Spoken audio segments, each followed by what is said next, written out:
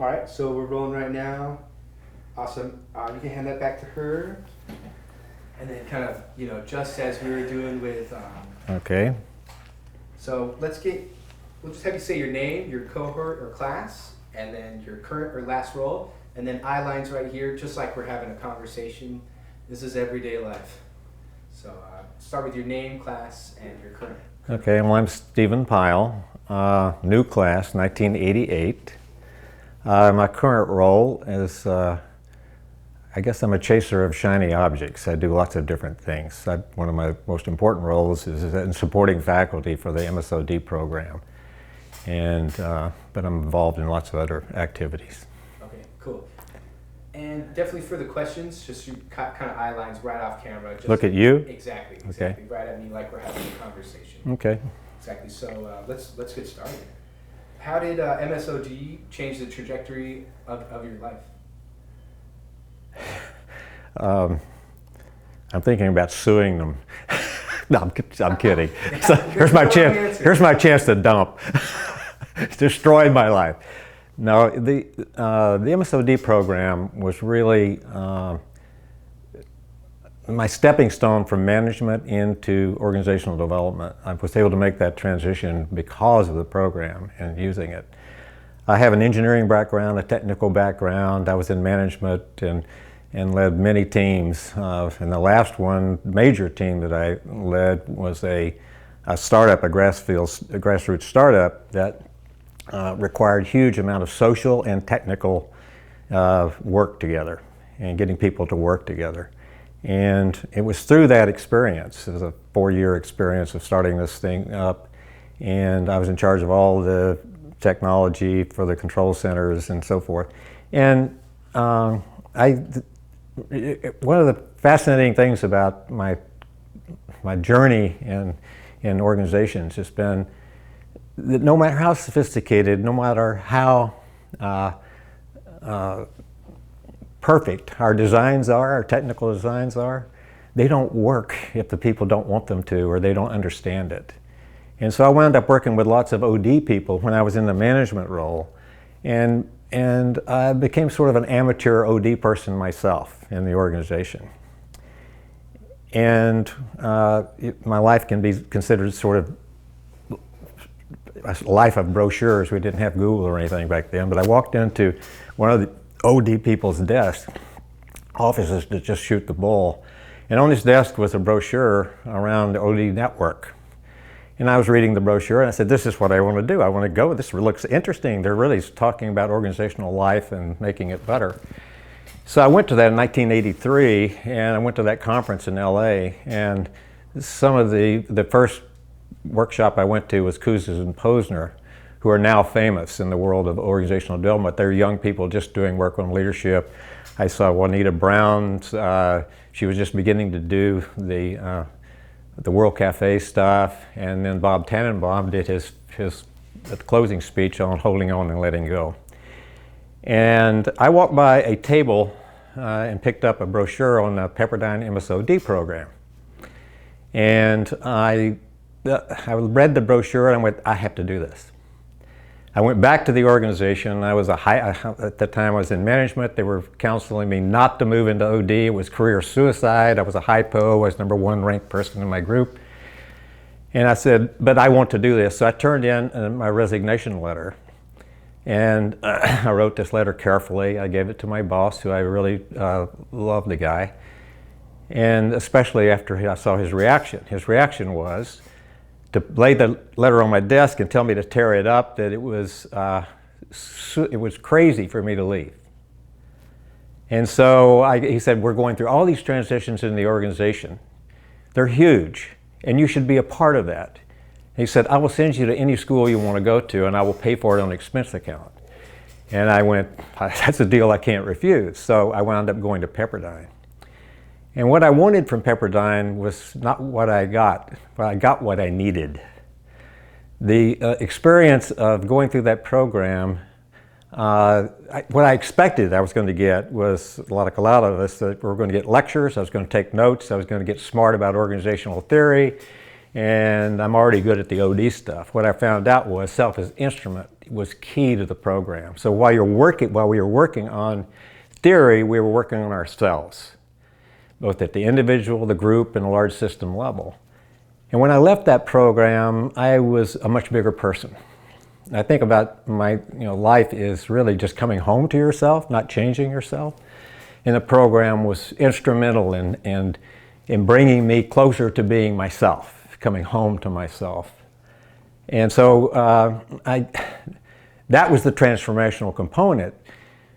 But in the meantime, I was moving from management into organizational development and committing career suicide, as some of my senior people told me.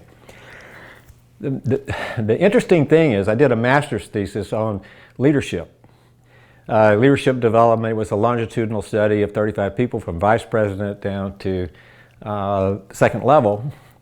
And I didn't do this strategically, but I did it because I cared about leadership and I wanted to see if there were ways that we could help people become greater leaders by one-on-one intervention. And what happened, the unintended consequence of that, is I made deep friends with every one of these 30 people that I worked with. I've talked to their subordinates, I gave them 360 feedback, I kept it completely out of the HR stuff, and I became friends with them. And very quickly after I came back, I moved up 3 levels and I became worldwide head of organizational development, reporting to the president. So it was a magical time. And he was a great promoter of OD, my leader of the whole executive team was. And so I see that as instrumental. That was changing my trajectory, was moving from management to OD and doing it in a way that was just exciting and powerful. We were making big things happen. So I could go on and on about my life and my career, but I don't want to. That sounded great. And then one of the questions does kind of ask about that. Well, I will add that at the beginning of the 2 months before I started the program, I met my wife. Now we've been together 35 years, but I met my wife and we married right towards the end of the program, and my son was born.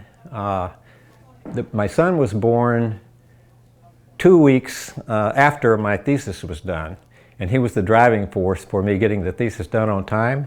And last year he graduated from the program. So I think that tells you a lot about how much I care about the program. So I'm very proud of that, very happy to have somebody in my family who's been through it. Now you can go to the next question. Kerry, when you guys step outside,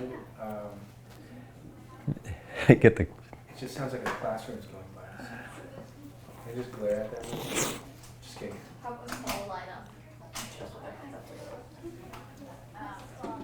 Hey, you guys. It's like a lot of people. It's not like a. Okay. They're just kind of passing through. Oh, were there people Is just this a passing session by? on a video session? Yeah. Yeah, So we're recording right now. Are you I signed up. Are you all right? Do you want Wait, to come? this is the one on This video is it, session? yeah. Oh, okay. This is it. I can go visit the restroom. Oh, we just kind of passed Oh, it. we have a restroom right here. Oh, the suites have a, okay, so this is it, right? Yes. Yep, we're finishing the session right now. So if you want to hold tight while we finish, Okay, then I disrupted the breeze. that's okay. We were just poking our heads out because there was everyone coming by here, so we were just kind of seeing what that was. But if you want to take a seat and wait for us to finish. I'll wait till you finish, then I can use the restroom. Is that okay? Mhm. Okay. We got some great thoughts going on right now.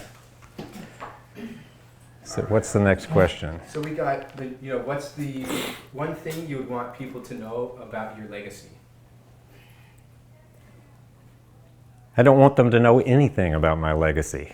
I find that the whole notion of legacy is sort of arrogant. I don't want them to know anything about my legacy.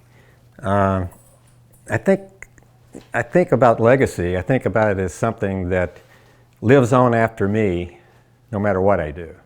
So it is what it is. The people I've interacted with right now, this moment, I'm carrying with me experiences from Bob Tannenbaum, from my grandfather, and I know what those things are. And from Pat Williams, the founder of the program, and Dick Beckhart, those people, I carry with me memes from them. I find myself saying some of the very phrases they said. And to me, that is the legacy that we provide. That it's those things that live on afterwards, as memes in life. And I think that's exactly how I see legacy. So it's a matter of those moments that I have with people. And I have many opportunities to do that because I coach and I mentor at this stage in my life. And I wonder about a couple in France that I bought a bottle of wine for secretly because they look so much in love. And I'm thinking part of my legacy might be that right now they have kids and they're going, remember that time that we got that invisible bottle of wine? Popped up and with a little note about you're obviously in love and how it transformed us. Or a leader who I've worked with who's been 4 years working on a cure for developing a complex transorganizational system to get rid of sickle cell, to cure sickle cell forever. And so just working with those kinds of people and the things that I did that are embedded in this person and other people. Another one learning about how to do difficult conversations with his subordinates and his bosses, and now he's like the pro of it. And I'm thinking, that's in there. I know those things that I've done. There's many of those kinds of things, thousands of interactions, just like I've had thousands of interactions and they live within me. And that's how I see legacy. Legacy is something you can touch too. It's not just the meme, but I think those memes are the most important, the things that we plant in there. But I'm also an activist, social activist, and use photography.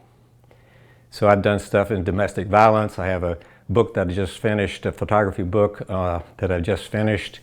I'm doing one on wild horses. The one I just finished was on income inequality based on Occupy Wall Street. And so I'm continuing to roll those things out. That'll be something that will sit on a coffee table, probably only with my relatives, but it's there. And it's tangible, it's something you can touch. But it's the memes in my family and my friends and my clients that matter the most to me. Perfect, yeah, and that kind of leads us into the final question of, what's the contribution you are longing to make within the next 10 years for the next, generations? And I think you answered that also in your part of that last topic, but I think, maybe specifically if you have any personal goals. Yeah, I've reacted to that question too. It's like, I'm not longing to do anything. I'm longing to do what I'm doing right now. Sometimes I joke that, I'm 74, I'll be 84 then. I'm just hoping I won't be in a nursing home.